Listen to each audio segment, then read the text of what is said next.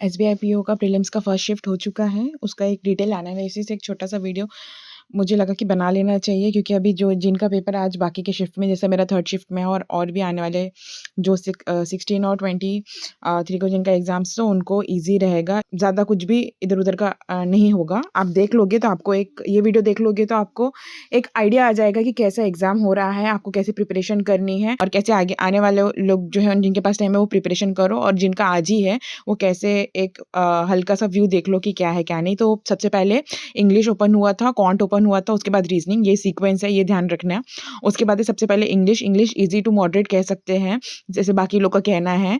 किसी-किसी ने मतलब यूजुअली 30 प्लस तो अटेम्प्ट आराम से कर ली है, 35 तक भी गए हैं लोग और 35 प्लस भी कर रहे हैं जिनका इंग्लिश स्ट्रॉन्ग है। तो इंग्लिश आपका एक गेम चेंजर बोल सकते हैं, क्योंकि वही कट ऑफ निकाल सकता है अगर आप अच्छे से प्रिपरेशन कर चुके हो, या फिर अच्छे से आप एक प्रॉपर क्वेश्चंस आपको सिलेक्शन करना इसमें बहुत इंपॉर्टेंट है। जैसे फर्स्ट उसमें वर्ड अरेंजमेंट आया था, 4 टू 5 क्वेश्चन, जो नहीं होता है वर्ड स्वैप करके, वैसा क्वेश्चंस थे। एक आरसी आई थी, आरसी भी ईज़ी टू मॉडरेट थी, 9 से 10 क्वेश्चन आरसीसी हो गए थे। तो आप लोग देख सकते हैं कि अगर आप एक आरसी अच्छे से सॉल्व कर ले रहे हो तो अच्छे से आराम से आप मार्क्स गेन उधर से कर ले रहे हो। उसका टॉपिक था अमेरिका लिफ्ट्स बेटिंग ऐप्स, तो जो भी हुआ है उसके रिलेटेड कुछ पॉजिटिव पॉइंट्स थे, वो उससे रिलेटेड था आरसी। उसके बाद क्लोज टेस्ट आया था आपको, ये फिल अप करना था, ये भी स्टोरी टाइप था, मतलब लाइक ईज़ी था, आप आराम से कर सकते थे। इसके 6 क्वेश्चन आ गए थे। एरर डिटेक्शन के आए थे 6 to 7 question. Match the column के 1 से 2 क्वेश्चन आए थे। पैराजंबल था, पैराजंबल थोड़ा-सा ट्रिकी था, 6 सेंटेंस गिवन थे, 5 क्वेश्चन थे। वुमेन एम्पावरमेंट पे था। यहाँ पे इसको कह सकते हैं कि इंग्लिश में ये थोड़ा-सा एक ट्रिकी पार्ट था।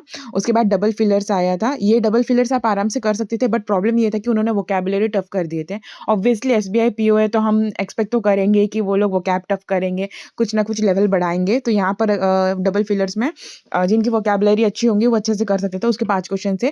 फेस रिप्लेसमेंट था, ये भी ईज़ी था।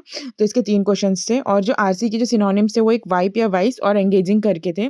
ईज़ी था आरसी, ईज़ी था इंग्लिश, अगर आप अच्छे से स्कोरिंग कर सकते हो। अगर आप स्टूडेंट्स का ये कहना है कि कॉन्ट एक मॉडरेट टू टफ साइड बोल सकते हैं। अच्छे-अच्छे लोगों के भी 14, 15, 16 ऐसे ही अटेम्प्ट्स हो रहे हैं। अगर जिन्होंने अगर ये फर्स्ट शिफ्ट वाला देख रहे होंगे तो आप लोग टेंशन मत लीजिएगा, कौन टफ ही आया है। हाँ, अगर आप अच्छे से क्वेश्चन सेलेक्ट करते हो तो आप अच्छा थोड़ा स्कोर कर सकते हो।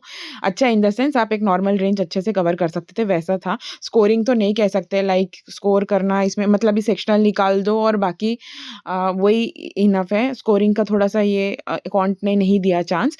तो सबसे पहले उसमें काफ़ी डीआई आए थे, 3 डीआई आए थे, 2 टैबुलर डीआई आए थे कह सकते हैं, और एक कैसलेट डीआई था आपका, ठीक है?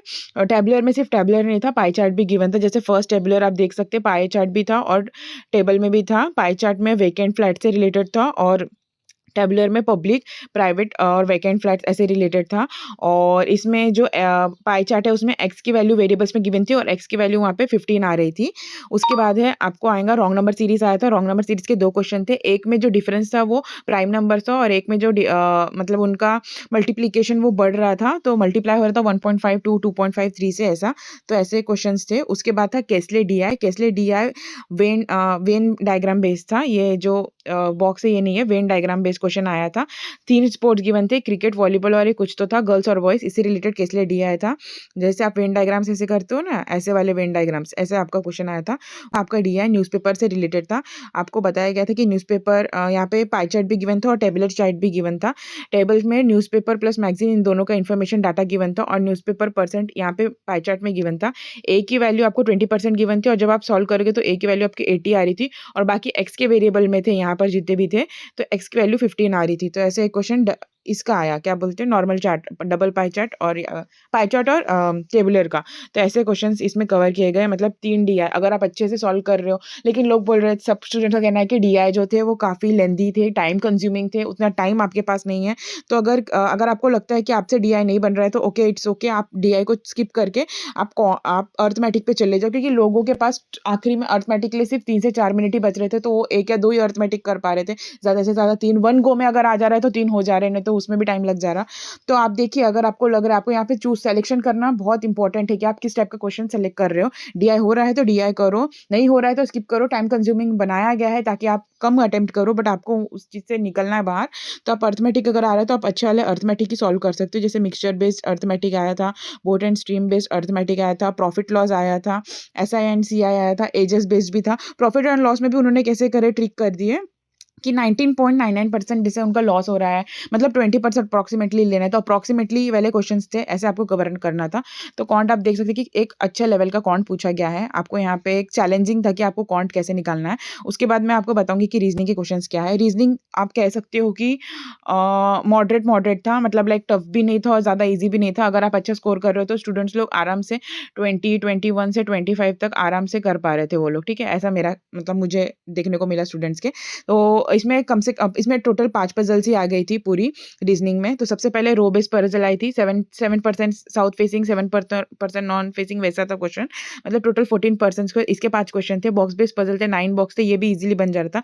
डेजिग्नेशन में वेरिएबल उन्होंने डाल दिया। ऑब्वियसली एसबीआई पीओ का प्री है तो वेरिएबल यूज़ करना ही पड़ेगा। कुछ कलर कलर फेवरेट कलर से रिलेटेड एक डेजिग्नेशन के साथ-साथ वो पज़ल आ गया था वेरिएबल। उसके बाद फ्लोर बेस्ड पज़ल था, 5 क्वेश्चन इससे थे। सिलोजिज़्म था 4 क्वेश्चन, ये भी ईज़िबल डूएबल था। उसके बाद पेयर फॉर्मेशन, आपका एक क्वेश्चन पेयर फॉर्मेशन से आया था। आप बताइएगा कि वर्ड कौन-सा था उसमें, पेयर फॉर्मेशन में क्या बन रहा था।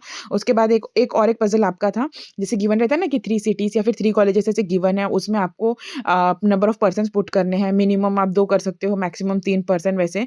तो वैसे 9 पर्सन्स को आपको बैठाना था, वैसे क्वेश्चन था और एक ऑड वन आउट था। तो ऐसा ये रीज़निंग था, रीज़निंग डूएबल था, आराम से आप कर सकते थे। ज़्यादा वीडियो लंबा नहीं रख रही हूँ, मैं एकदम शॉर्ट में काफ़ी एनालिसिस देखने के बाद मैंने ये वीडियो बनाई कि आप ऐसे-ऐसे क्वेश्चन्स आएँगे। होप सो आपको वीडियो यूज़फुल लगा हो। थर्ड शिफ्ट है मेरा, सेकंड शिफ्ट मेरी एक फ्रेंड का है। अगर मुझे टाइम मिलता है सेकंड और थर्ड के बीच में तो मैं वीडियो डालूँगी, और एल्स मैं सेकंड और थर्ड शिफ्ट का जो एनालिसिस है वो डायरेक्टली आपको मेरा एग्ज़ाम होने के बाद शाम को या फिर जैसे एग्ज़ाम हो जाता है, मुझे टाइम मिलता है तो मैं आपको तुरंत वो अपडेट कर दूँगी कि ऐसा-ऐसा आया था। वो डिटेल एनालिसिस रहेगा। मैं वहाँ पे कोशिश करूँगी कि अगर मुझे टाइम मिले तो मैं विद आंसर्स, विद पज़ल के आंसर्स भी लेकर के आऊँ। बाकी वीडियो अच्छा लगा तो डू सब्सक्राइब द चैनल, और टेलीग्राम चैनल से भी आप अपडेटेड रहो ताकि आपको लेटेस्ट अपडेट्स मिलते रहें।